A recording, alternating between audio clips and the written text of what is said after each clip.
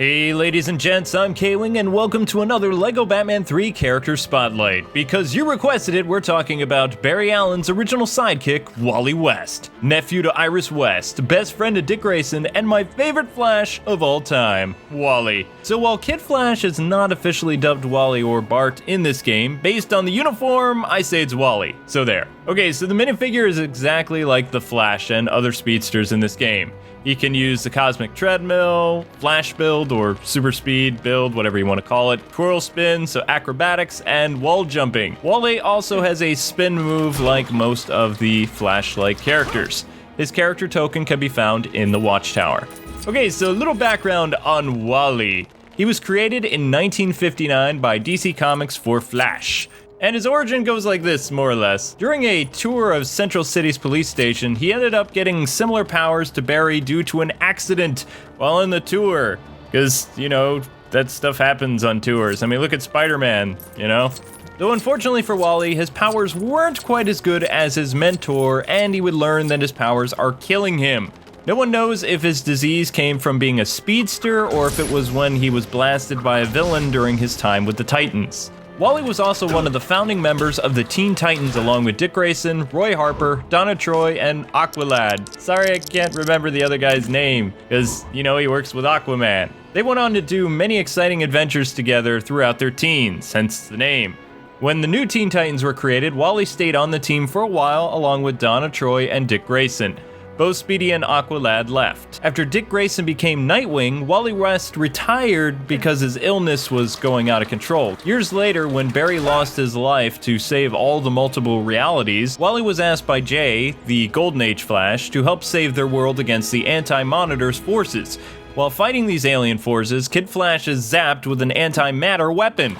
Instead of being vaporized though, his disease is now cured, or in remission, whatever you want to call it.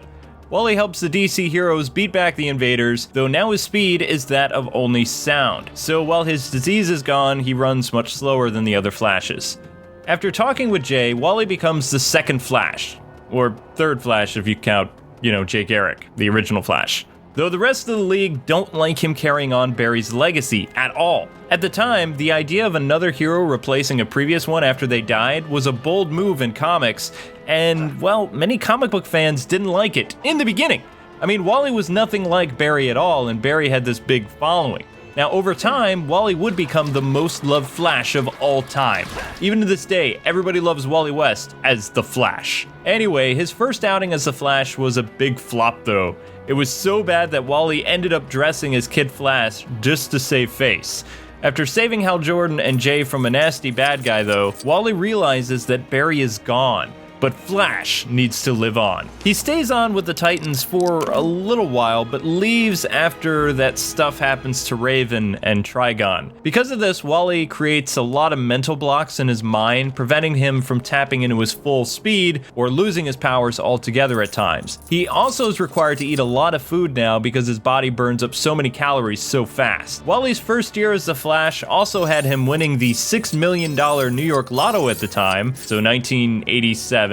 He became a womanizer, which was totally out of character for Wally, and he lived with his mom in a mansion too. And then lost his fortune from gambling, which Nightwing kind of reprimanded him for. Eventually, Wally moves to Keystone City and meets his future wife, Linda Park. Then Barry returns from the dead, or does he? While working with Barry, the two heroes are trapped in a villain death trap, typical to the Silver Age. Barry leaves Wally to die though, and then tells the media Kid Flash wasn't meant for his legacy. Wally then realizes, hey, this guy is fake. Actually, he was Professor Zoom in disguise, because he and Barry kind of look the same. Wally, together with Jay and some other speedsters, defeat Thwan, and Flash's full powers are now restored, removing any mental blocks that Wally had holding him back. Some stuff happens, he meets Black Flash, which is basically another Reverse Flash or Professor Zoom character, and he saves Linda from another dimension where she was being held, and then they get married. This is all in the 90s with the weirdness. Actually, to be honest, Wally West had a very rich character history, and there's way too much to go into, folks. So let's discuss what made him different. His new powers were pretty cool though, and made Wally one of the most powerful beings in the universe, next to He-Man. He could transform into a bolt of lightning, could steal other speedsters' powers and then give them to other people, had super healing powers, and was able to time travel at will, along with creating brand new costumes out of the Speed Force. Wally would also do a tremendous amount of time traveling, more than any speedster, and he actually uses his wife, Linda, as a beacon or lightning rod to return to his present state in time, which makes my head hurt thinking about it. Later in the late 90s, his aunt Iris came back from the future with her grandson, Bart Allen, who would then become Impulse and a founder of the Young Justice with Tim Drake. He and Wally didn't get along though because they were very similar. He also scoffed at the idea of becoming Kid Flash, although later does, much later. During a fight with Zoom, Linda has a miscarriage, and Wally pleads with the Spectre to remove Flash's identity from everyone in the world in hopes of saving his kids. Sometime later, Professor Zoom shows up again and Wally have a battle, and Linda is magically pregnant again and then gives birth to twins. Not long after the twins' birth, the Infinite Crisis happens and Superboy Prime begins killing a lot of people in Metropolis. Jay, Wally, and Bart attack Superboy Prime using the Speed Force, but the power's too great and Wally, like Barry, appears to die in this reality. But actually what happens is he gets sucked into the Speed Force. He then returns home and says his wife has always been his lightning rod and grounded his feet in reality, but he's gotta go, and she's like, "You're not leaving." So she kisses him and gets transported with him somewhere, leaving Bart alone to deal with the crazy Superboy Prime. Barry and other members of the Speed Force return at the nick of time and drag Superboy Prime into the Speed Force, and Bart along with them. Bart is the only character to return, and now that Wally is gone, the Speed Force is inside of Bart, and he's wearing Barry's old uniform, which I thought was kind of cool. However, things don't go according to plan because Prime returns wearing an antimatter suit, which, of course, you know, Flash is an antimatter, which now feeds him direct yellow sunlight, making Superboy Prime even stronger than he was before. Bart arrives in Japan slightly older, but now supercharged and connected to the Speed Force and ready to kick Prime off Earth, which he does. Unfortunately though, Bart's role as the Flash is short-lived and he's killed by the Rogues in Keystone City sometime later. I think it's in the Fastest Man Alive, like, little mini-series. People didn't like Bart as the Flash, and I didn't either, but I still like Bart Allen. Wally and Linda are brought back to Earth after, of course, Bart is gone, and their children have aged quite a bit. Wally's daughter, in honor of her cousin, takes up the identity of Impulse and fights crime with her dad, which is kind of cool. I always like that. We also learn that Wally's kids, the reason why they're aging so much is due to the Black Flash, which is kind of like this Death Flash character. Once he defeats Black Flash, though, Wally and the kids are all back to normal.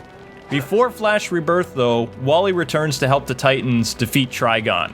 Now, during Flash Rebirth, which is basically the template for the Flash TV show that everybody loves, in this book, Orion, which is one of the new gods, is murdered by some type of bullet from the future that Wally deduces or suspects or something like that. And then Wally goes back in time trying to prevent one of his friends from dying. During his time travel run, though, he actually bumps into Barry Allen, literally chasing that bullet that's meant for Orion. And of course he sees Black Racer in the background, which is essentially like a Black Flash character. So it's the opposite of the Flash, and it will kill you if it touches you. Eventually they travel to Apocalypse, and they phase through Darkseid and have Black Flash, or Black Racer, run into Darkseid, finishing the job that Bruce Wayne started when he shot him with that bullet thing in Final Crisis, if you guys know what that is. Back on Earth, after everybody's happy and Wally's reunited with Kid Flash and Barry, the Earth holds a parade for, of course, Flash's return, like the real Flash, to thank him for what he did, like, in 1986. Barry starts to transform into the new Black Flash, though, which is kind of bad, and tries to destroy the League. Wally then drags Barry into the Speed Force and runs really fast and saves everyone, then confronts the Reverse Flash, who was actually behind everything. And I'm not talking about Professor Zoom, the original Reverse Flash. So Edward Thawne, or Thawne, I can never say his name. I just call him Eddie. So during the battle, Reverse Flash actually reveals to West that someday his children will end up destroying Wally. And Wally's like, "Bring it on, son." Not long after that, Blackest Night happens, you know what that is, the zombies come, blah, blah, blah, blah, blah. And then Flashpoint, where Barry goes back in time to save his mother from dying, essentially wiping out everybody from the New Earth timeline, which was my favorite DC timeline, Barry, why? That is, of course, until Convergence, which is the new DC thing in April, where Wally is still active and fighting crime as a primary Flash, after Barry Allen has vanished again because of Flashpoint. So there you go. So then Wally becomes the Flash again, which everybody's happy about. I am. And I'm really curious to see how his kids are now. So hopefully you guys will read that in April along with me. Okay, so the reason I love Wally so much is the character's essentially just like Dick Grayson, but with super speed and other powers in the Speed Force. He loves to talk down enemies and has a great sense of humor, plus he's just a really fun character. Wally was also the Flash for over 30 years. Barry Allen was never supposed to come back. That was because of another writer who grew up really liking Barry and wanted to usher in his return. But Wally West was actually a fantastic Flash and had great stories, new bad guys to fight. It dealt with marriage and kids and all kinds of responsibilities that Wally had. Plus, we saw him grow up from the 60s all the way to, you know, pre-52 or postmodern or whatever you want to call it. So he was a really, really cool character. And just like Dick Grayson, West had established so many relationships with everyone in the DC universe and was super, super powerful. Also, he's the only Flash to never die. Both Barry and Bart's soul were transformed into part of the Speed Force, which people say. I don't really know because, again, when it comes to the speedsters, I don't really know that much. This is my attempt at trying to fill you guys in about all the crazy time travel and everything else that's giving me a headache. Wally and his family also appeared on an alternate Earth during Infinite Crisis to raise their kids, so they were not sucked into the Speed Force. They were just, like, sent somewhere else. And I have no idea where it was. I've never really figured that out. As for the New 52, Wally West, well, it's another reason why I can't stand the New 52. Everything that we loved about Wally and Linda and the kids and all the other Flashes is gone. So all that wonderful, rich character history and relationships that have been forged for 30, 40 years is cut asunder just like Nightwing's. In fact, I would go on to say that Wally West got worse treatment than Nightwing did in the New 52, and Nightwing got screwed so badly in the New 52. As for other media, Kid Flash appeared as the Flash in Justice League, the only speedster that I'm aware of in that universe anyway. He also gets a connection to the Speed Force when fighting Lex Luthor Brainiac, which is an awesome scene because we get to see how awesome the Flash really was in that series. Like turning into literally light and smashing into Brainiac and saving Lex Luthor from Brainiac. It was pretty cool. It's debatable whether or not he meets other speedsters from multiple Earths in Bruce Timm's show, but Wally does mention something when he's being dragged into the Speed Force, which I thought was really cool. So, you know, Barry Allen and other Flashes could exist in these multiverses, but they never really get into it. As for the Teen Titans show, he had a thing for Jinx and appears as a rival to Robin, more or less. And I think he was voiced by the same guy who played him in Justice League, so it would have been Lex Luthor from Smallville. Young Justice shows seem to combine a lot of elements from Wally and Impulse's comics. Wally is much slower than Barry and Bart, though, but he doesn't have any mental blocks. He can barely do the speed of sound, which really bugged me in the show, but they got his character so right. Another thing that they did different is, instead of marrying Linda, this Earth Wally has a romance with Arrow's niece, Artemis. Just like in the comics, though, he's best friends with Dick Grayson, and he calls him Rob. So in Season 2, Wally is retired for the most part and living with Artemis and attending school, which is kind of a parallel to what happened to him in the 80s before he became the Flash. Impulse also kind of replaces him and joins the team, more or less.